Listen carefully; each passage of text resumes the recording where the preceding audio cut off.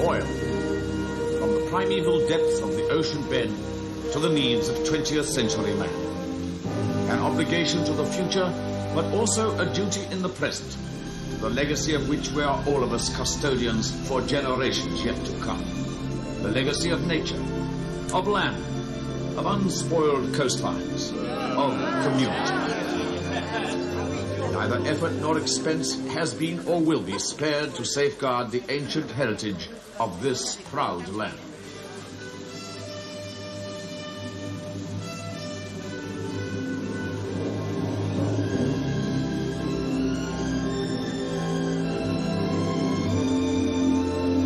Progress and responsibility, the twin pillars upon which this great enterprise is founded, the dual aims to which both government and the companies involved are solemnly committed, and to which we are proud to add the name of Triumph Oil.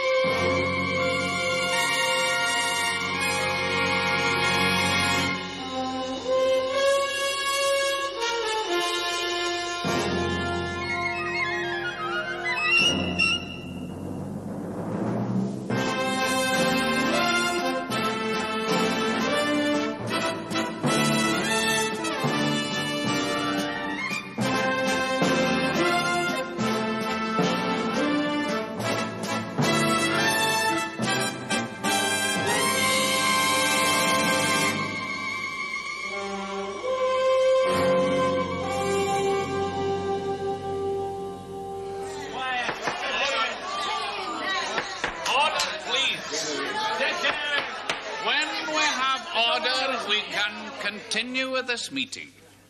Mr. Gallacher, I believe you're wanting to continue with your argument. Indeed I am, Mr. Chairman. That film that we've just seen was sent to me at my own request. And free of charge, I might add. From the Public Relations Department of Triumph Oil. Free of charge. And well, it might be, for I'm no man, nor is there any here who'd pay out good money to be handed a fistful of glamorously packaged lies. You can say that, when the truth's outside there for anyone to see. Indeed, impossible to escape from day or night. What kind of people do they think we are? Lights, please.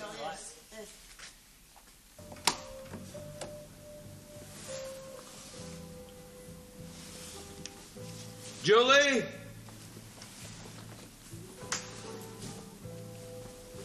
Julie?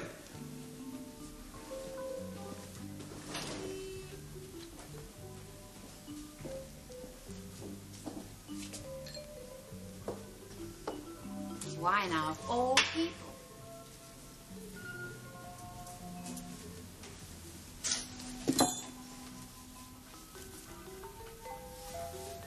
Were we expecting somebody?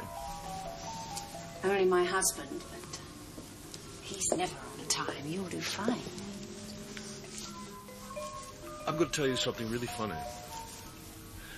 I was just on my way to see my wife. But I think I'll stick around. And if you see my husband, tell him dinner's in about an hour. You smell of oil.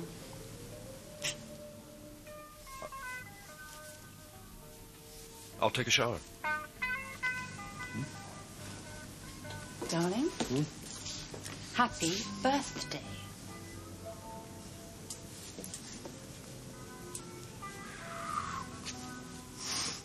The legacy of which we are the custodians, huh? The legacy of nature, of land,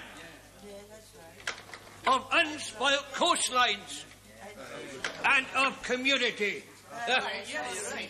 Neither effort nor expense has been or will be spared. I repeat, ladies and gentlemen, what sort of people do they think we are?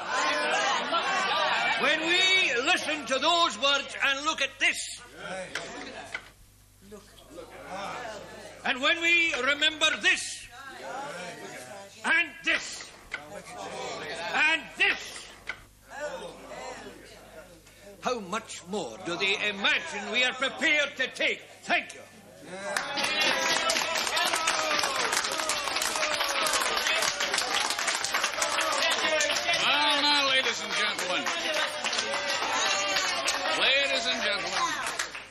Ladies and gentlemen, our thanks to Mr. Gallacher for that characteristically graphic presentation of his argument.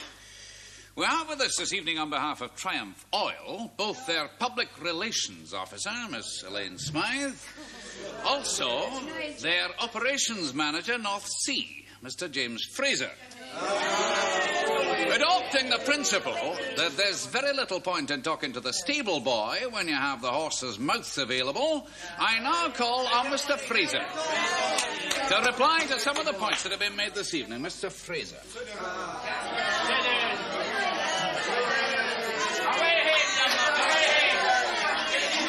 Mr. Chairman, ladies and gentlemen of Muirport,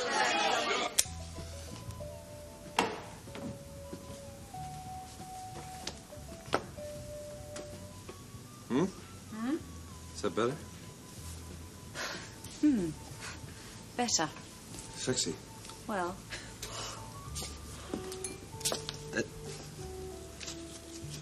What's that? oh, don't you always get presents on your birthday? A drink. Please. A drink. Can I open it now?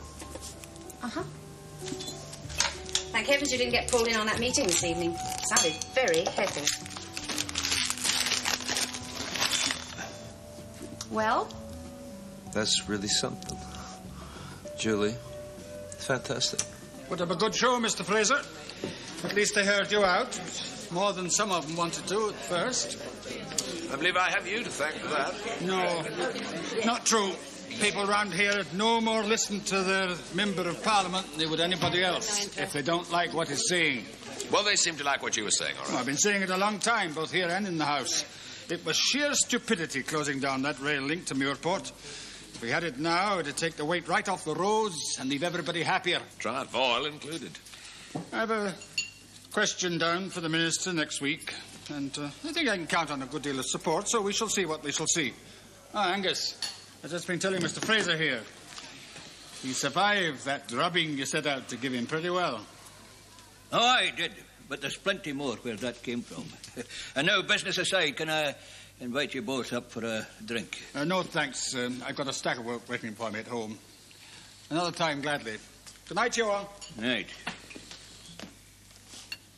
Well, Mr. Gallacher, it looks like just you and me.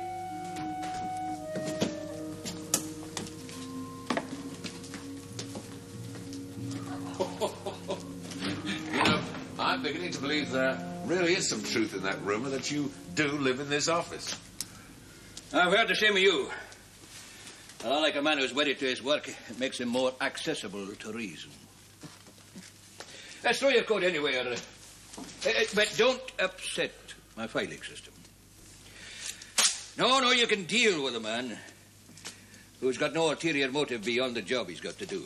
Did I hear you right? Did you say deal? Well, sooner or later, you and I are going to have to make up our minds which side of the fence we're on. Same one or different. Well, I rather got the impression that you'd already made your mind up about that some time ago. I'm no bigot, Fraser. Not a fool neither, much as some of your people would like to believe it. No, I'm simply a man with priorities, and this community comes at the top of them.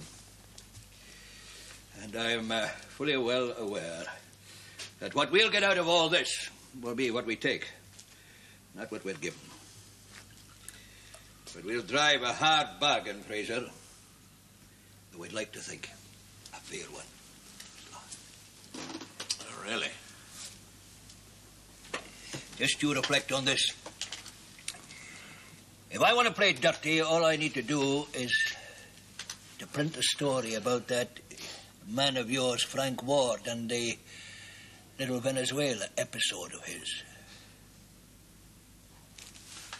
I thought I was the only man around here who knew he was involved in that. Always had a good memory for names. Yeah, well, what happened in Venezuela is nothing to do with the job here. Nothing at all, no.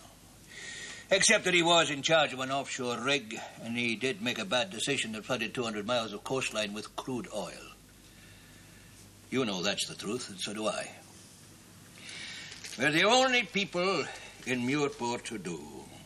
Apart from Ward himself, and I dare say he'll be content to maintain a modest silence on the subject.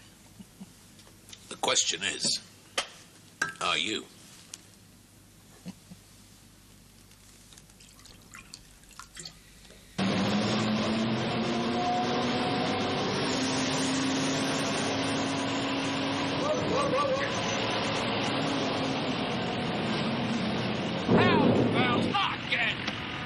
What he said, casing again at 2,000 feet. That's a complete waste of time, eh? What the devil does he think he's playing at? I'm beginning to think my granny knows more about this job than he does. I'm only telling you what he told me. I know. Where is he now? In the office. Warming his hands or in a nice cup of tea, no doubt. Right, you carry on here. I'll attend to this. Can I have a word with you? Fire away. This business of casing the well. Yeah, it's about time you got on with it, isn't it? Well, I think it's unnecessary. It's being overcautious. I'll decide what precautions are taken on this rig, all right? If I decide that we're going to case every inch of this well right down to the bottom, that's exactly what we'll do, all right? Is that clear? But look, we're drilling through rock. There's no danger of a cave-in. It's porous rock. Well, so what? We're nowhere near oil yet. We could case later. No. We case now. If we hit gas, we risk fracturing the entire subterranean structure. Right? And all the wellhead blowout preventers in the North Sea wouldn't control that. All right.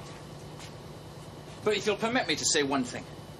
In my opinion and my experience, for some reason you're grossly overestimating the danger.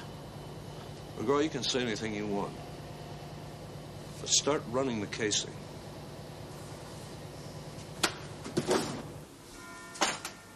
Sir Norman? Your cup. Oh, Charles, how kind. Now a biscuit, perhaps. Do you know, I think I might.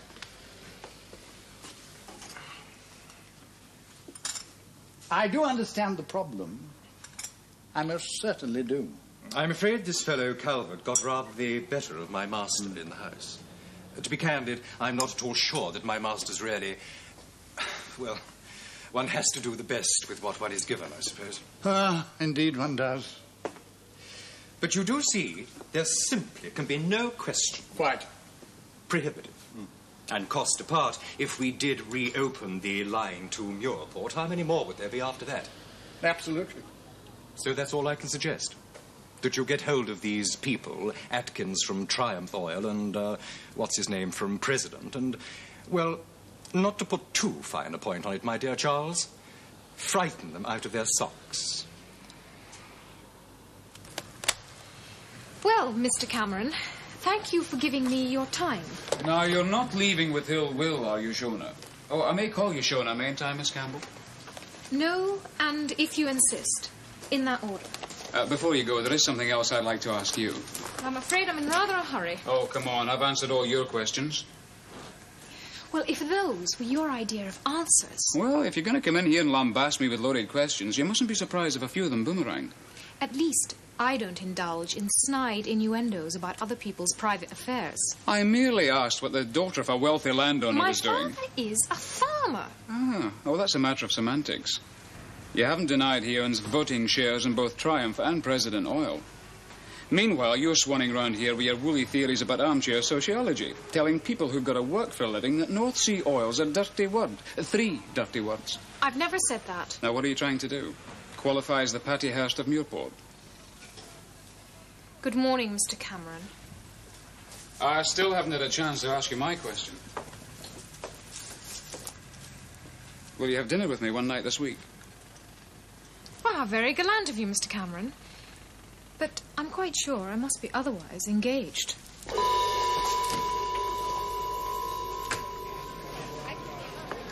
Forgive my dragging you away. I won't keep you a moment. Not at all. So fortunate to run into you both. What can we do for you, Wayman? Well, first of all, I should say that this is entirely informal and off the record. Of course, understood. As a matter of fact, there's a bit of a storm brewing, and I feel, for personal reasons as much as anything else, that you should both have at least some warning before the full force of it hits you. Would this by any chance be connected with that business in the Commons, Yellow? Very shrewd of you, Mr. Atkins, very shrewd. This fellow Calvert's nothing but a cheap political opportunist. You always come across them, Luddites, wreckers, plain backwoodsmen. Well, the fact remains that he has enough support to feel himself on very firm ground, and he's determined to make the most of it. Without exaggeration, I can say that he is an acute embarrassment. You mean the government might have to reopen the railway line? Well, I'm all in favour of that. I'm sure you'd agree. Yes, but the fact is, this being a rather special case, I'm afraid I have to warn you both that the oil companies would be expected to bear most of the cost themselves.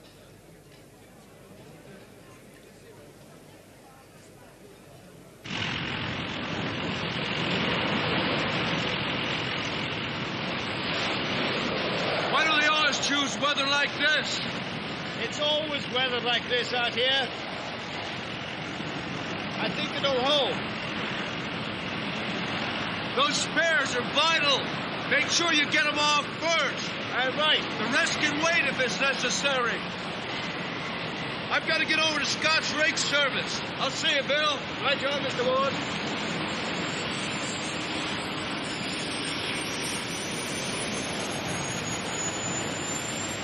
McGraw. Whatever happens, make sure those spares get off that supply boat. The weather will hold, according to Bill Gray. It'll hold.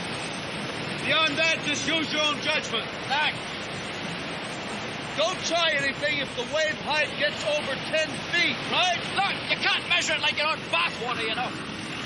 What I'm telling you, McGraw, to use your head.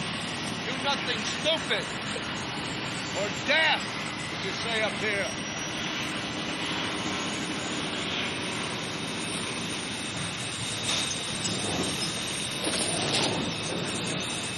Right. Now we've got rid of Captain Marvel. Let's get down to some work here.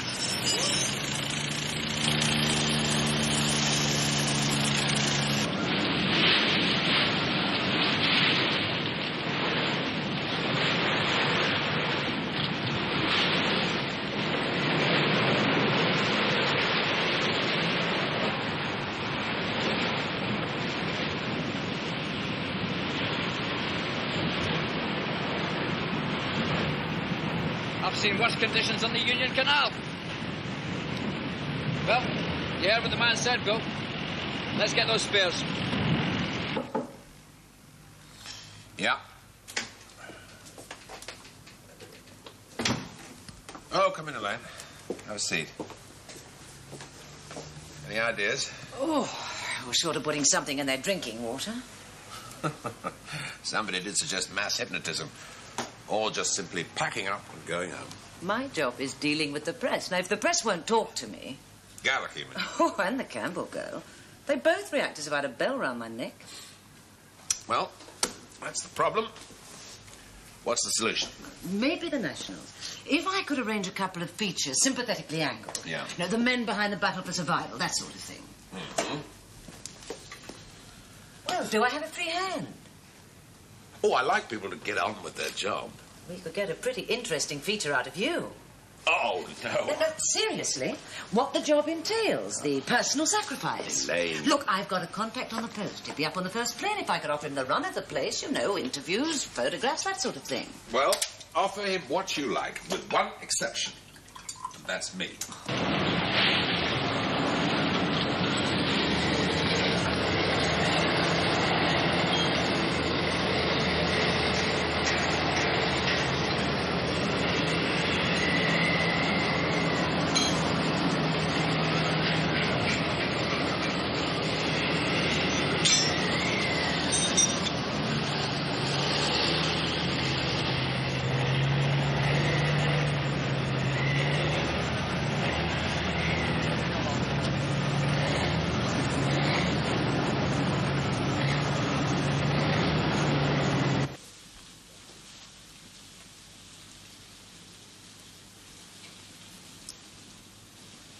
I'd have thought by now you'd have stopped worrying about the weather up here.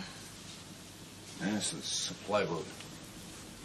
Now, we need the supplies. We don't need an accident. Let's drive out for lunch, yes? Well, there's nothing here. Except birthday cake. If I'd known you were coming, I'd have warmed it up.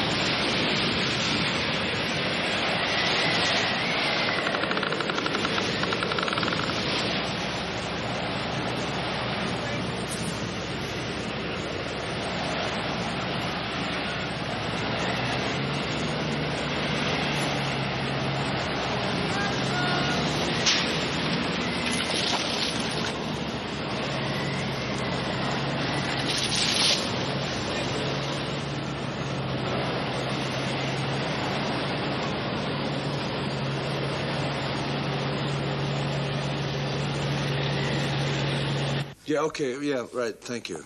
Thank you very much. Would you like to bring that rig back with you on the end of a rope and park it in the garden? Yeah, you know, this job is important to me, Julie.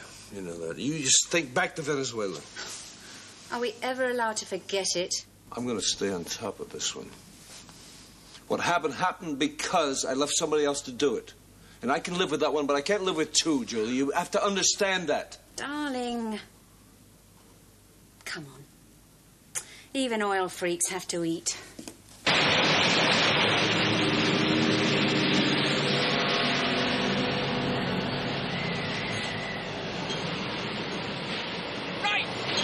Just the big one now, and then I'll jack in! The sea's getting up! Nah, there's no danger! Besides, Phil's the man, and he's not complaining!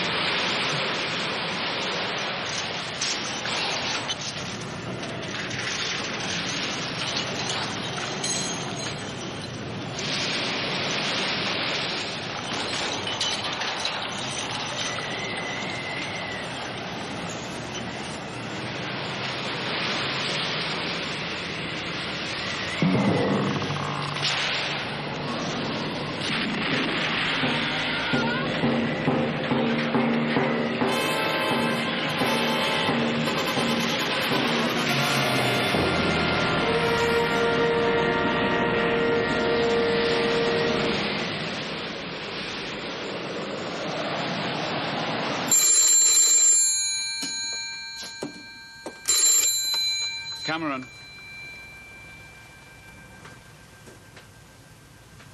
Aye. Okay.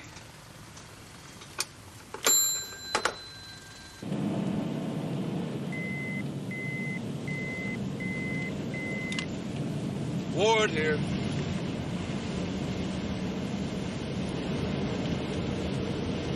Okay.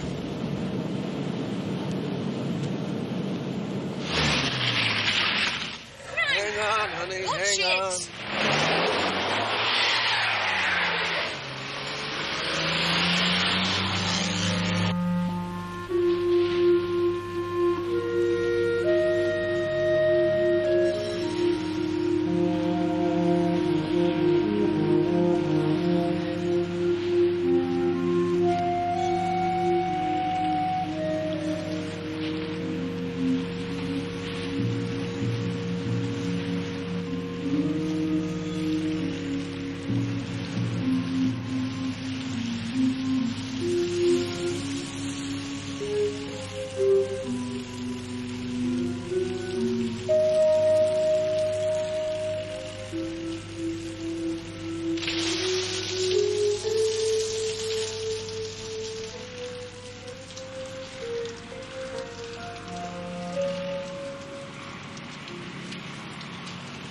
McGraw!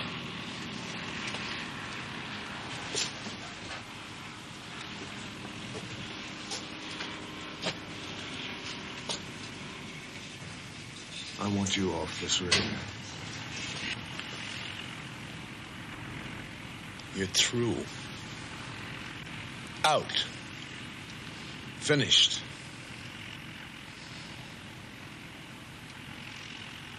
Did you hear me?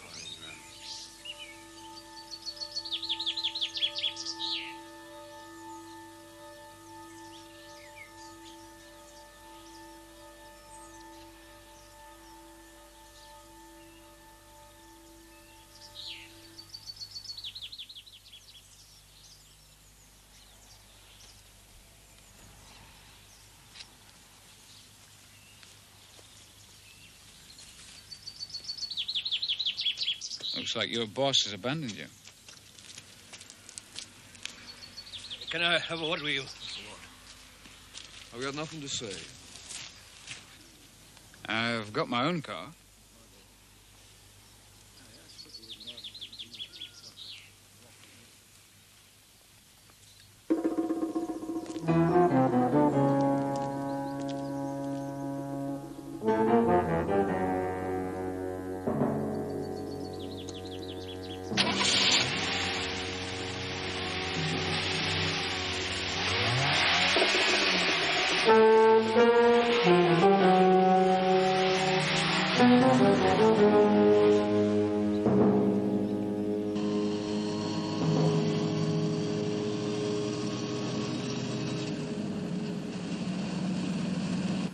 It's a travesty.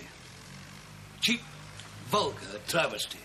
Gallacher, you may think I am a very powerful man, but I assure you that my influence does not extend to Fleet Street telling them what they shall and shall not print. Oh, don't give me that phrase. I don't know how you people operate with your elaborate PR setups.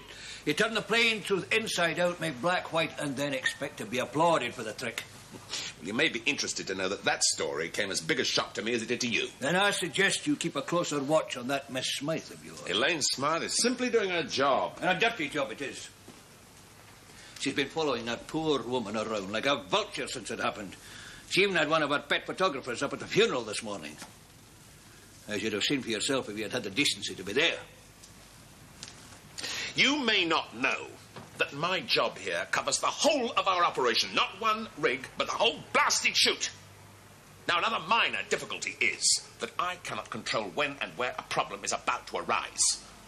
You may not happen to know that I've been out half the night and all this morning at Gordon Bay trying to ensure that the next time you go snooping round there with one of your pet photographers, it looks a little more tidy than the last time you were there. Now, what would you like me to do from encore? Swing from the chandelier singing Scotland the Brave? Fraser, my man by Hero's widow.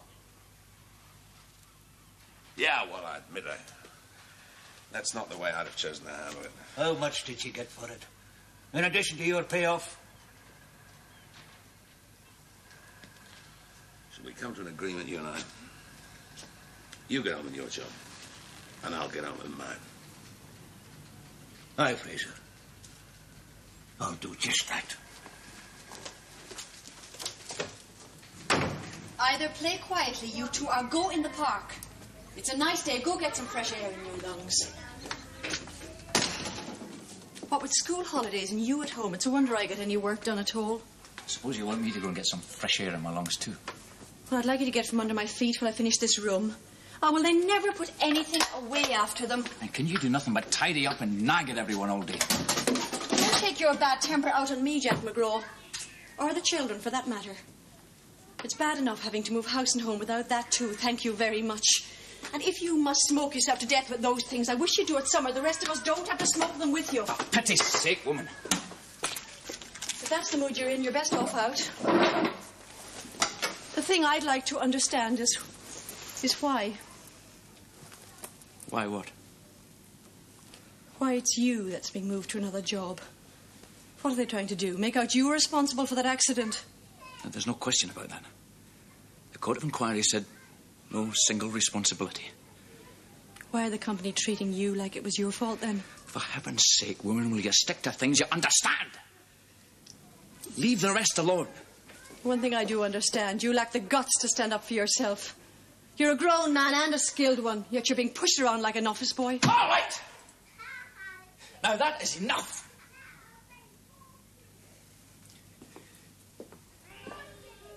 Okay, Peggy. I'll show you. And I'll show those guys out there too. But you'd better be prepared for the consequences. You told me to get on with the job. Yeah, I did. And I'm beginning to regret it. You won't mind if I ask why? Well, for one thing, I think you may have started something that Angus Gallacher is going to finish. And secondly, I don't like the way you handle this woman at a time like this. My hero by the hero's will. If I hadn't got to her first, do you think Gallagher wouldn't have? Well, not that way. Oh, no. In his version, Triumph Oil would have drowned the man in order to keep wages down. He's not that kind of journalist. Then he's a lousy journalist. That's a very interesting remark. Is that all? Can I go now? Yeah, that's all. You know something? You don't like the way I'm doing this job. Well, it's nothing to what I think of the job.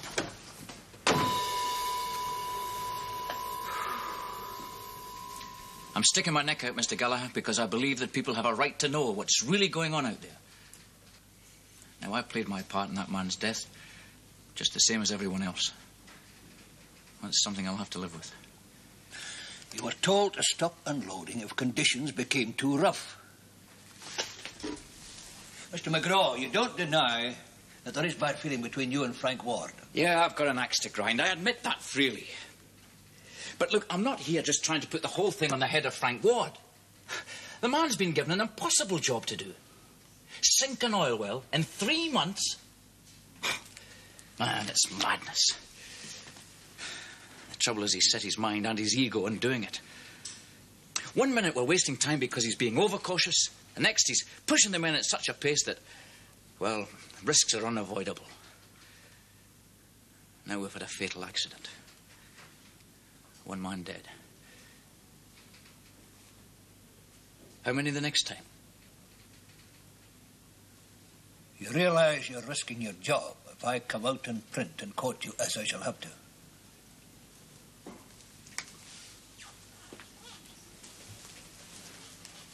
I'm prepared to take that risk. Well, Mr. McGraw, I'm grateful to you for coming to see me.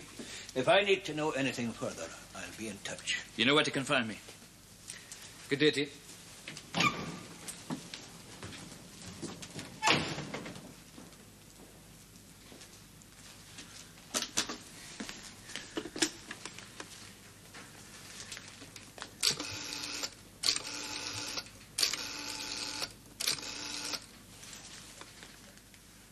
Oh, hello. This is the Muirport Gazette, Angus Gallacher. I'd like a word, if it's convenient, with Mr. Fraser. Ridiculous. Now, I'm not sitting around for some editor to tell me what to do. Why don't you do me a favor and pull me out of this right now? Come on, Frank. Calm down. You let him talk to McGraw. Let him listen to him. Well, we don't know for sure that it's McGraw. Well, I'm sure. Okay, that makes sense. Listening to people is his job. And double-checking what he hears. Now, it may not have been in my place to do this, but I told him to talk to the men on your rig. Ask around where they hang out, the pubs and so on. And if they come down on your side against McGraw, well, all right. What if they don't? Oh, we'll cross that one when we come to it. Now, I warned you.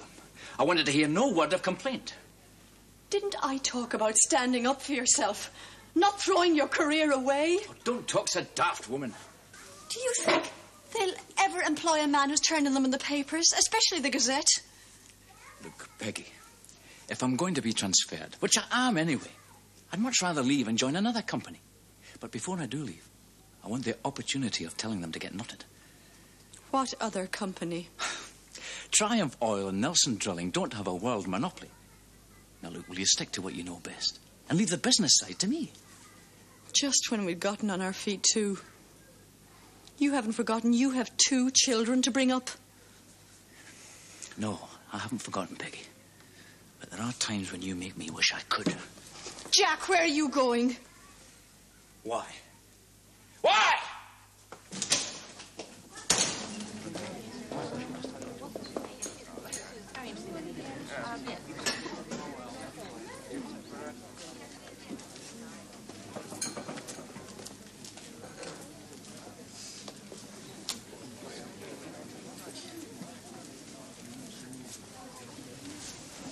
So, what was all that about, eh?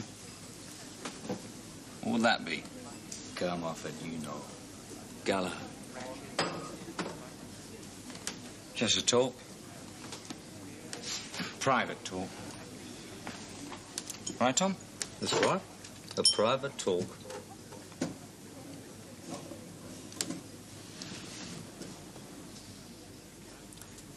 Thanks.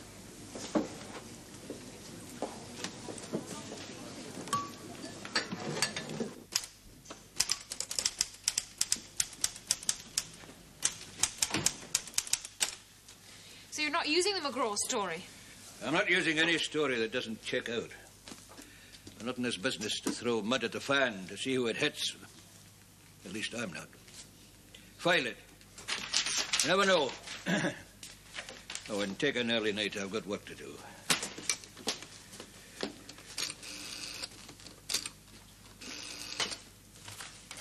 Shona, can I tell you something? You want to be in the newspaper business. I'm glad it's so. You'll go a long way. A lot further, maybe, than I have. But if you're going to, then you'd best learn one thing and remember it.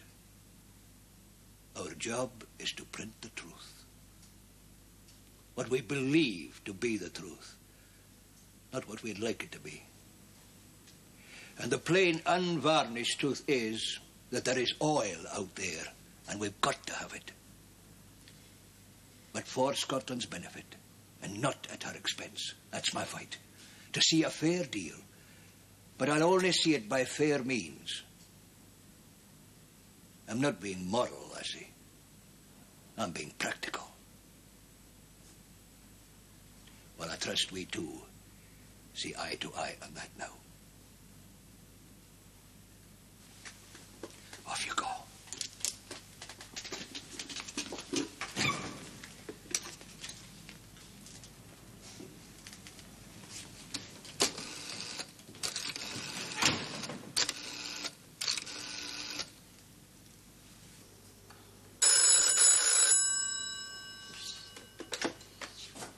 Fraser.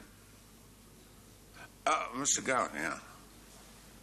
Did you call before? I've only just got in.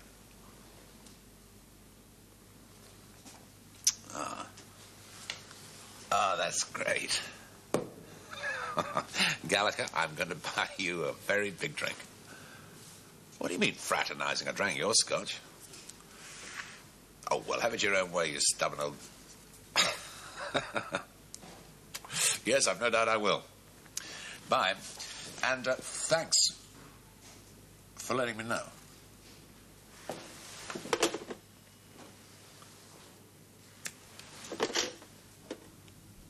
Well, that's really something.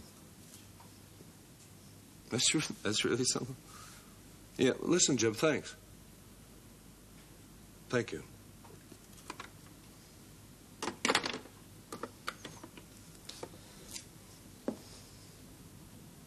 We stay.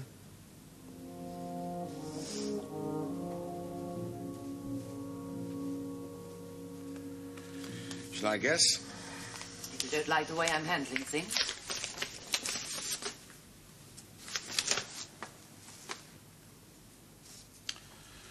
It doesn't take much to make you walk out in a job. I am not walking out. Now, the job is difficult enough already. If I don't even have the person I'm working for on my side, then it's impossible. I wouldn't call that unreasonable, would you? Suppose I apologize. Suppose you do. What difference does that make? Well, suppose we both take a little time and think about it. Oh, meanwhile... Yeah. This arrived from on high. Very much on high. They like the way you handled the story. I'm instructed to offer you managing director's compliments. Hence the change of tone. Perhaps. Anyway, I would like you to stay at the job. That's my story, and I'm sticking to it. Well, then, you better persuade me. Dinner. Okay, I'm famished. No, I didn't mean tonight. You really know how to make a woman feel irresistible, don't you? Well, I mean... Well, look, if I don't get this lot sorted out, it'll be messed up all week. Tomorrow. Okay, tomorrow. Pick me up at my hotel, say, 8 o'clock. I'll take care of this, for the moment. Oh, good night. Fraser? Oh, I'd say he's pretty tough. Bit of a loner. Don't know very much about him. Why, do you fancy him? It's not my type. Oil man, you see. So why all the questions? Oh, I've plenty more about the rest of them. Yourself included. Now, you wouldn't be hoping I'll be indiscreet enough to tell you where all the skeletons are buried. What skeletons would those be? The ones I'm going to tell you about. I think we understand each other, Mr. Cameron. I'm a journalist, and you're just about the worst inside contact I've ever had. That's right. I reckon we'll just have to make the best of it, won't we? Let's go and eat.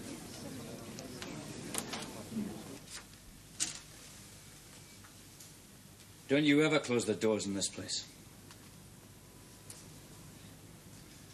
Never to the news or to the truth, Mr. McGraw. And what is that supposed to mean? Old journalistic nostrum. Come on in. I saw your light on. Now you would. From the fisherman's across the road. Yeah. And I saw you around, asking a lot of questions. That's something we newspaper men are prone to. And? And what? Come off it, Angus. You deliberately set out behind my back to pick holes in my story. Now, I want to hear if you found any. What I can tell you is I'm not using it. You calling me a liar? Mr. McGraw, there is a substantial difference between my calling you a liar and my saying I don't find your version of conditions at that rig adequately corroborated.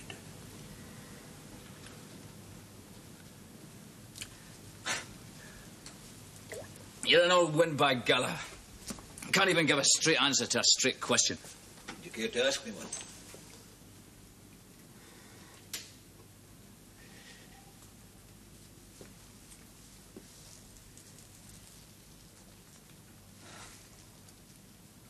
I wouldn't waste my breath. For all your grand talk about Scotland, you'll still listen to some ego-tripping yank before one of your own countrymen. I'll listen to anyone. And I'll print what I choose. You're no better than one of them. I might have guessed it. A boss's man when the chips are down, eh? Yeah, well, you can get nutted too, you blasted hypocrite. I am, you lazy pig! I'll sort this out my own way.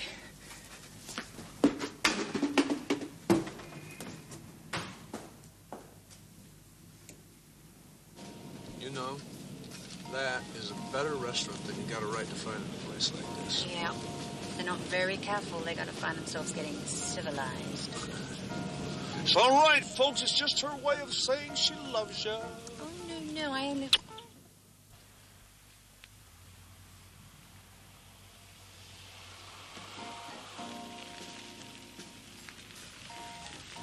Frank, that's a man. That's McGraw, the guy I told you about. Well, what does he want? Well, he's not bringing flowers. Frank, no. Honey, go inside the house. I'll speak to him.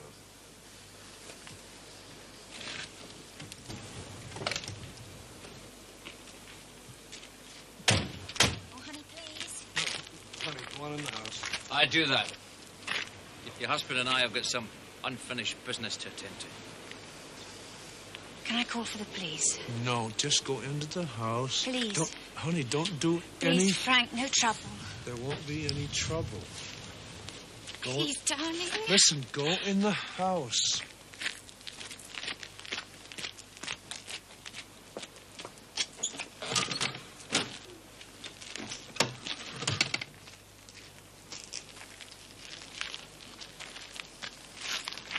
What's this all about, McGraw? Like I said, we've got some unfinished business. Look, let me tell you something. Right now, you're not in any trouble. You're going to get transferred to another rig somewhere else, and that's all. But you start anything now, it's going to be a different story. I'm terrified. All right, if that's the way you want it, then I'll call the police. To begin with, you're trespassing on private... Now, just a minute.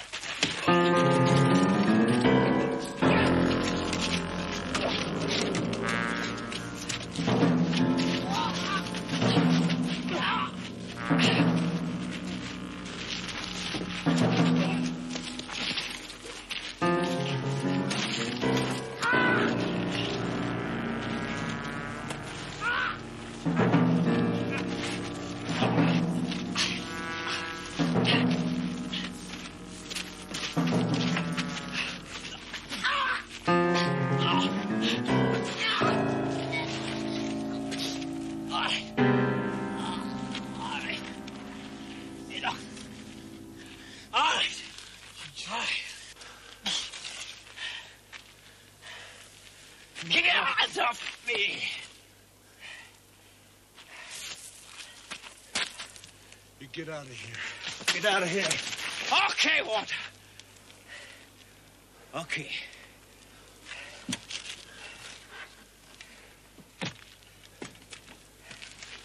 Get out of here.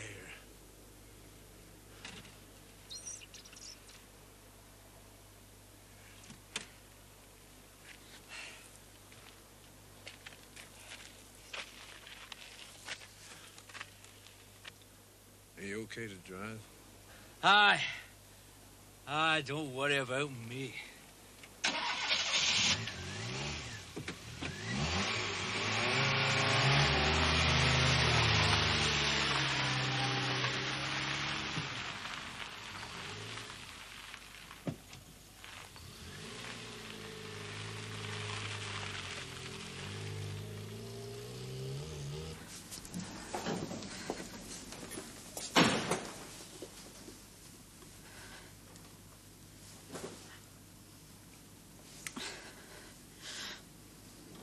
Are you all right? Yes, I'm all right.